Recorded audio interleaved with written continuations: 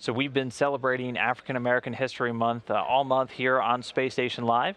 And to continue that celebration, I'm joined today by Dr. Camille Elaine, Associate Program Scientist for the International Space Station.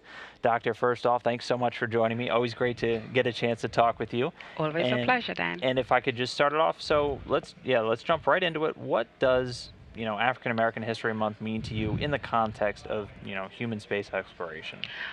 What it means to me, it's an opportunity to celebrate and highlight the contributions of African American space explorers, space scientists, space engineers, Hmm. people like who've paved the way, like Annie Easley, who was a computer scientist and mathematician, and one of the first women in the pool of employees at the early days of NASA, at the what Okay. was then known as the Lewis Research Center, what we know as Glenn Research Center. And she was a woman who designed Centaur rockets. Oh wow. Another woman is Katherine Johnson, who was only the third African American to obtain a PhD in mathematics, and she designed mission profiles for very early human spaceflight missions, Mercury, Gemini, Apollo. And then more widely known is Dr. Mae Jemison, who's the first African American woman to fly in space. So these African American women were trailblazers, and because of their pioneering spirit, I am able to do what I do. And as a result, I stand on the shoulders of giants. Okay, well, let's get into a little bit of how you do what you. So, what was the path you took to end up, sitting here in mission control at NASA with me today? Tell me about the road that led you here. Okay, first of all, I was born on this small dot of a Caribbean island called Trinidad and Tobago. Oh, And I okay. remember very early on at the age of 6 and 7, I would be fascinated by space. So I would sit on the trunk of my dad's car almost every night, just Oh wow. being awe-inspired by space, not really knowing what that was, Hmm. you know. In high school, I was really good in math and science. I excelled. I went to an all-girls school. And that was back in the days when girls were not pursuing science. They were Hmm. not interested in science. So I was unique in that way. I had a love for planes, so I knew I wanted to design airplanes. But it wasn't until I was a freshman in college, I had Hmm. just migrated to the US, and it was on that fateful day, January 28th, 1986, You remember the when exact day? I do remember it was the Challenger, Space Oh Shuttle boy. Challenger accident. And that was a pivotal moment in my life, Yep. life changing. And before that, I didn't know what NASA was, what a space shuttle was, that you could Hmm. even have a job of flying in space. And so that really set the rest of the trajectory of my life. And I set my goal on working for NASA, Hmm. designing spacecrafts and rockets, and maybe one day flying in space.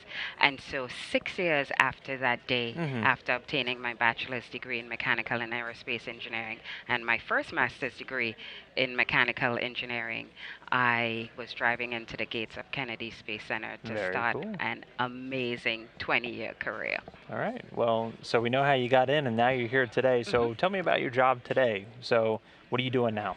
So, as the Associate Program Scientist for Communication, I'm the lead for all ISS research and Hmm. how we communicate that. My responsibility, along with the extended team, includes increasing the awareness of the presence of the space station.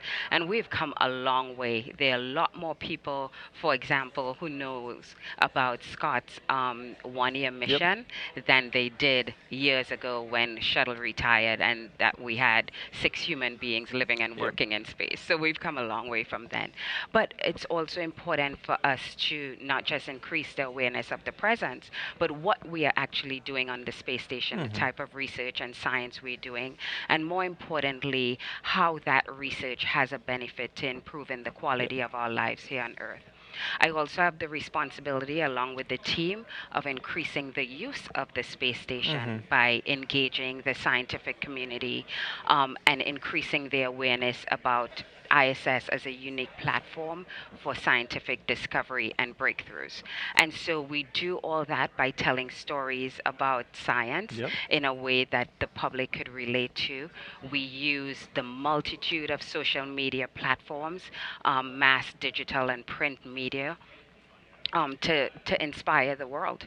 And for me personally, it's really about sharing my passion Hmm. for space exploration with the world. Well, since you're a scientist, I can't get away without asking, what's coming up? What's going to be the new stuff coming up in station science in the horizon?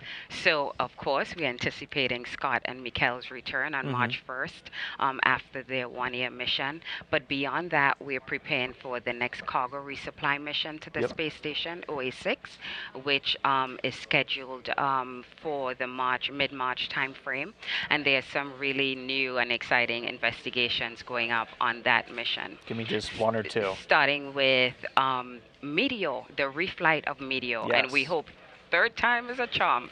But this is an investigation that allows scientists to make the first ever space obligations of observations Hmm. of meteors. Oh, wow. Meteors are pretty rare, and so scientists have only had the opportunity to observe them from the Earth Hmm. with the distortion and the interference of the Yes. Earth's atmosphere, and so now they have an opportunity for the first time to observe them from space and really study what their chemical Oh, cool. composition is. And that allows them insight into the parent source of these meteors, whether it's asteroids or comet. Hmm. Another one is the one that's garnering the interest of many people around the agency. It's the first in a series of investigations called Sapphire, Hmm. Spacecraft Fire Experiments. Oh. And we will be studying large scale fires on a space vehicle. Fires could be very, very Hmm. extremely detrimental in a spacecraft. Yep. And to date, we've only studied very small scale flame growth Hmm. in a controlled environment. So Sapphire intentionally lights a large scale fire Where? on the empty resupply Cygnus vehicle after it unberths from the Okay. space station just before it re-enters the Earth atmosphere. And they're going to look at the rate of propagation of the flame in Oh, wow. space and the consumption of the oxygen of that's feeding that flame. Ultimately, it's a realistic Hmm. way for them to study fires in future exploration vehicles. That's really exciting. Yeah. All right. So, just to close, we talked about the past and how we got to where we are. We talked about where we are now. Where do you see kind of human exploration going in the future? So it is my hope that we continue to inspire the next generation of space explorers and Yep. actually the space professionals.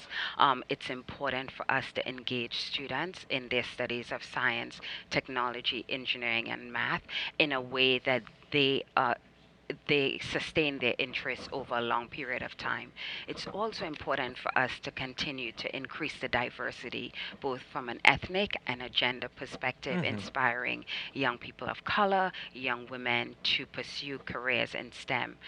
So it's important to have segments like this, continue to have segments like this, so that young people can see themselves reflected, can see themselves represented, and know that they too can do have Yeah. a career like this. Absolutely. Yeah. So you too could be the next Dr. Camille Elaine, Associate Program Scientist for the International Space Station. Doctor, again, thanks so much for joining me today. Thank It's you, Dan, always for having informative, me. always great to have you. Thank you.